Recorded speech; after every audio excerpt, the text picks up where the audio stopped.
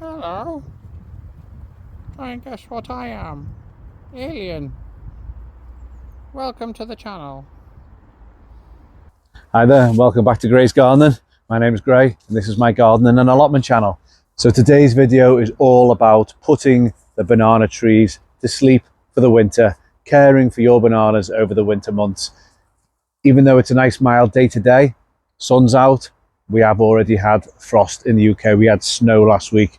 Luckily, these are still okay, but we're going to have another 3 to 4 months of cold weather. They are meant to be hardy down to -10, the Musa Basjoo, but I don't want to take the risk. Every year I cover these up and they survive through the winter perfectly well. So I'm going to be showing you exactly how to care for these bananas now. The quickest, most easiest way to do it. I've been doing it for the last 8 years with massive success.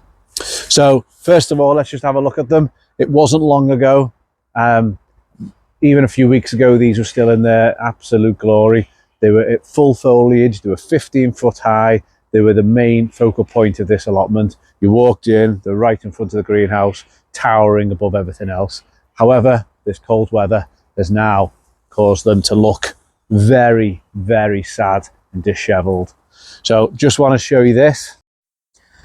Okay, so this was the first year that my banana tree actually produced some bananas. As you can see, it's still on. Here's the flower, but this is all going to have to come off. These aren't going to grow any bigger. They're not even edible from the Musa Basjoo, so they will have to come off as I put these to bed. We have multiple little pups. They're the babies grown within. And just if I spin round this way, this one has been all this year's growth. This is a baby that grew here. As you can see, it's still actually growing through the middle, but it all needs tidying up and putting to sleep. This one here, the one that produced the flowers or the bananas, this was chopped back. You can just about see that was chopped in half there last year, and all this growth has then come out through the middle. The banana tree is a very unique type of tree. It's actually just one big huge leaf really, and as when I chop inside, I'll be able to show you that it's just a leaf that grows out of a leaf that grows out of a leaf in a circular motion, just until it starts poking out the top and then it goes again. Okay, so I'm going to start by taking all the leaves off, and I've actually got a Gunnera plant over here which is also looking rather sad, but I'm going to pile all the leaves on top of that, and that'll be sufficient coverage protection for this Gunnera plant over the winter. So to begin with, get yourself a nice sharp saw or knife, and we're just going to chop through each of these leaves. They come off so easily. I'll make a pile of them.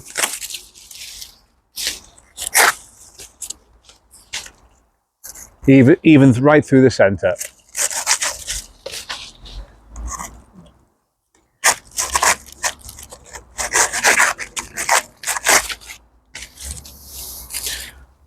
There we go, taking all them leaves off. I'm going to do the same over here.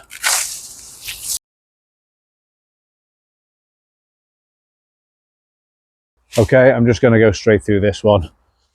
It's going to come right down to about here anyway, so I'm just going to take the top off.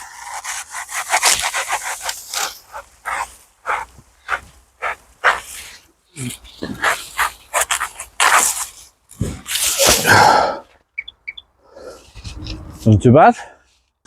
Okay, here it is, the moment of truth.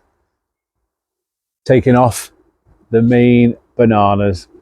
Now, some people never ever get a banana to flower, so it seems a bit sad to take it off, but here we go.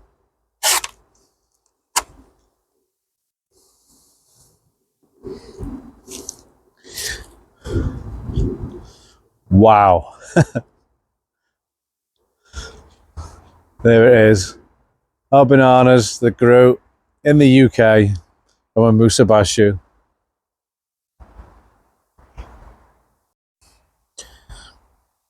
Here it is. It's quite heavy. That is a flower. Not sure what's in it. They are the baby bananas.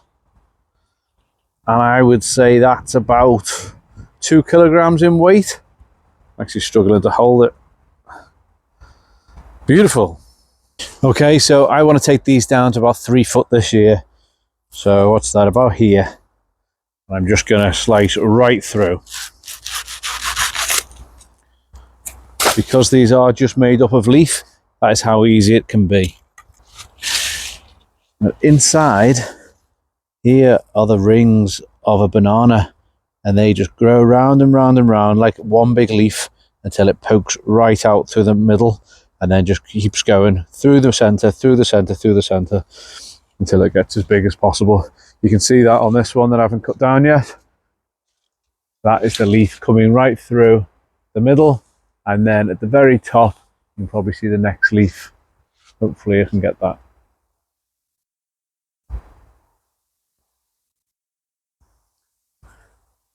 But they're all coming down now.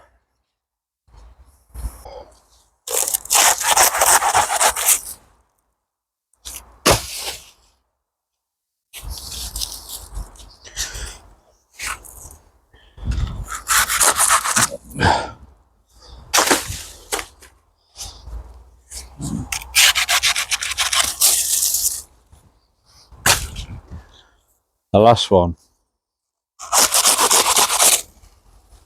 Ugh. It always feels like a sad day when they get chopped down, but believe me, this is only going to help them next year. And we've got 1, 2, 3, 4, 5, 6, 7, 8, maybe 9. This all started from just one. There's even some little baby ones down the side, and they all basically just come up from the nucleus here, just send up new trees one after the other. This is the one that produced the bananas. It is quite sturdy actually. I think this is going to grow again next year, so it'll be very, very interesting. Okay, so I've used all the leaves to create a kind of mulch or protection over my Gunnera plant. You can do whatever you want with your leaves, but they do act as a good little barrier, and they will break down to give a bit of feed and goodness back into your plants. Okay, so I've got plenty of things to insulate it with. I've got some fleece, I've got some cardboard, I've even got some carpet and some polystyrene and bubble wrap. I'm going to use that and just basically wrap them all up. Right, because these are getting a little bit wider than they were in previous years, they're kind of breaking out from the middle. I've got 2 new ones in there, but this space is becoming wider, and it's not something I've done before. But because I've got this old carpet, I think I'm just going to wrap it right around the outside, making, and it's a good size as well. It's about the size I've cut these down to, and that wasn't intentional. So I'm just going to wrap that right around, like so. The real trick to protecting your banana is not actually these stems. They can die off quite a bit. It's the main root, the main nucleus of the plant itself. So as long as that's kept quite warm, or at least protected over the winter, the plants will just come up anyway. As I say, they'll come up through each of those stalks.